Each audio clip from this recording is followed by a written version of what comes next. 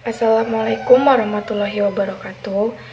Innal hamdalihi namaduhu wa nasta'inuhu wa nastaghfiruhu wa na'udzu billahi min sururi anfusina wa min sayyiati a'malina. Man yahdihillahu fala mudhillalahu wa man yudlil fala hadiyalahu. Wa asyhadu alla ilaha illallah wahdahu la syarika lahu wa asyhadu anna Muhammadan abduhu wa rasuluhu. Amma ba'du. Kami dari kelompok 7 yang beranggota saya sendiri Anissa Friana dan teman-teman saya yang bernama Yunus Ali Ramadan dan Indah Febiola. Kami akan menjelaskan hasil diskusi kami yang berjudul Definisi Ruang Lingkup dan Sejarah Perkembangan Ilmu Akhlak dan Tasawuf. Pertama, saya akan menjelaskan pengertian akhlak menurut para ahli. Yang satu, ilmu Miskawai 421 Hijriah sampai 1030 Masehi. Yang selanjutnya, beliau dikenal sebagai pakar bidang akhlak terkemuka. Beliau mengatakan sifat yang tertanam dalam jiwa yang mendorongnya untuk melakukan perbuatan tanpa memerlukan pemikiran dan pertimbangan. Yang kedua, Imam Ghazali 1059 sampai 1111 Masehi. Yang selanjutnya dikenal dengan Hujatul Islam. Beliau mengatakan sifat yang tertanam dalam jiwa yang menimbulkan macam-macam perbuatan dengan gampang dan mudah tanpa membutuhkan pemikiran dan pertimbangan. Yang ketiga, Ibrahim Anis dalam Mu'jam Al-Washid, beliau mengatakan sifat yang tertanam dalam jiwa yang dengan dilahirnya macam-macam perbuatan baik atau buruk tanpa membutuhkan pemikiran dan pertimbangan. Ciri-ciri dalam perbuatan akhlak. Pertama, perbuatan akhlak adalah perbuatan yang tertanam kuat dalam jiwa seorang sehingga telah menjadi kepribadiannya. Kedua, perbuatan akhlak adalah perbuatan yang dilakukan dengan mudah tanpa pemikiran. Ini tidak berarti bahwa pada saat melakukan sesuatu perbuatan yang bersangkutan dalam keadaan tidak sadar, hilang ingatan, tidur atau gila, melainkan karena perbuatan tersebut suatu mendarah daging. Ketiga, bahwa perbuatan akhlak adalah perbuatan yang timbul dari dalam diri orang yang mengerjakannya tanpa ada paksaan atau tekanan dari luar. Yang keempat, bahwa perbuatan akhlak adalah perbuatan yang dilakukan dengan sesungguhnya, bukan main-main atau karena sandiwara. Yang kelima, bahwa perbuatan akhlak adalah perbuatan yang dilakukan karena ikhlas, semata-mata karena Allah Subhanahu wa Ta'ala.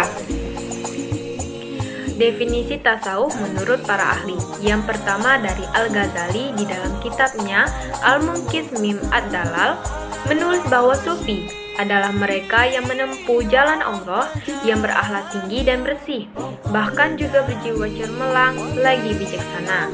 Yang kedua dari Radim Ahmad Al-Baghdadi berpendapat tasawuf memiliki 3 elemen penting, yaitu rela berkorban dan meninggalkan kebatilan.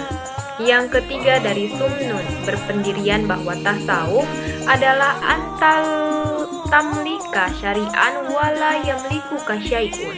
Hendaknya engkau merasa tidak memiliki sesuatu itu pun tanpa menguasainya.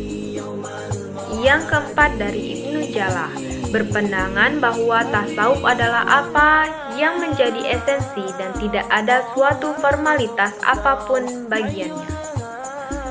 Tasawuf dibagi menjadi 2 jenis, yaitu tasawuf sunni dan tasawuf irfani. Tasawuf sunni menitik beratkan pada kebaikan akhlak atau moral pada diri seseorang. Orientasinya adalah untuk mencari hakikat kebenaran yang dapat mengantarkan manusia untuk mencapai ma'rifat.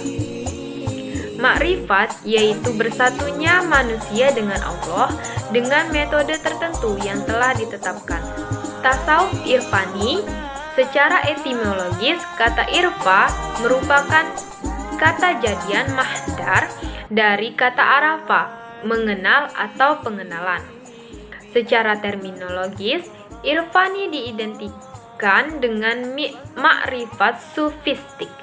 Ahli irfa adalah orang yang bermakrifat kepada Allah. Irfani diperoleh seseorang melalui jalan Al-Mubashir Al-Wujudani. Penangkapan langsung secara emosional, bukan penangkapan secara rasional. Hubungan akhlak dan tasawuf. Ilmu akhlak membahas tentang tingkah laku manusia untuk dinilai apakah perbuatan tersebut tergolong baik, mulia, terpuji, atau bahkan sebaliknya, buruk, hina, atau tercela. Selain itu, dalam ilmu ini juga dibahas tentang ukuran, kebahagiaan, keutamaan, keindahan, serta keadilan. Sedangkan ilmu tasawuf membahas tentang sikap mental yang selalu memelihara kesucian diri, hidup sederhana, beribadah sesuai dengan kaidah-kaidah Islam. Baik, saya akan melanjutkan yaitu perkembangan masa Romawi abad pertengahan. Kehidupan masyarakat Eropa pada abad pertengahan dikuasai oleh gereja, dan pada masa itu gereja berusaha memengaruhi filsafat Yunani serta menentang penyiaran ilmu serta kebudayaan kuno. Sedang bangsa Arab pada zaman jahiliyah tidak mempunyai ahli filsafat yang mengajak kepada aliran paham tertentu sebagaimana bangsa Yunani dan Romawi. Hal ini terjadi karena penyelidikan terhadap ilmu hanya terjadi kepada bangsa yang sudah maju pengetahuannya. Lanjut ke perkembangan akhlak pada zaman Islam. Pertama, tokoh yang menggagas ilmu akhlak adalah Ali bin Abi Thalib, berdasarkan sebuah risalah yang ditulisnya untuk putranya Al-Hasan setelah kepulangannya dari perang Siffin. Kemudian ada tokoh Islam pertama kali menulis ilmu akhlak adalah Ismail bin Marham bin Abu Nasr As-Sawkani, ulama abad kedua Hijriyah. Ia menulis kitab Al-Mu'min Al-Fajri, kitab akhlak yang pertama kali dikenalkan dalam Islam.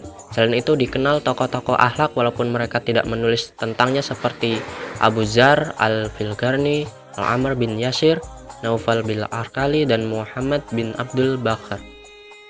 Pada abad ketiga Hijriyah, Ja'far bin Ahmad Al-Qumin menulis kitab Al-Mani'an min Zuhul Al-Jannah. Tokoh lainnya yang secara khusus berbicara tentang akhlak ada Al-Arazi pada tahun 250 sampai 313 Masehi. Kemudian abad keempat Hijriah ada Ali bin Ahmad Al-Kufi. Abad kelima ada Ibnu Makhawai tahun 421 Hijriah. Kemudian abad ke-6 Hijriah ada Waram bin Abi Wal Faris. Kemudian abad ke-7 dilanjutkan dengan Syekh Khawajah Nasir At-Tausi sampai seterusnya. Akhir dari kesimpulan yaitu akhlak merupakan hiasan diri yang membawa keuntungan bagi yang mengerjakannya. Ia akan disukai Allah dan umat manusia dan makhluk lainnya. Serta dalam perkembangannya baik dalam agama Islam maupun di luar agama Islam sendiri, akhlak diajarkan agar perilaku manusia dapat lebih baik dan sesuai dengan norma yang berlaku dalam masyarakat. Sekian dari kami, kurang lebihnya mohon maaf. Wabillahi taufiq wal hidayah. Wassalamualaikum warahmatullahi wabarakatuh.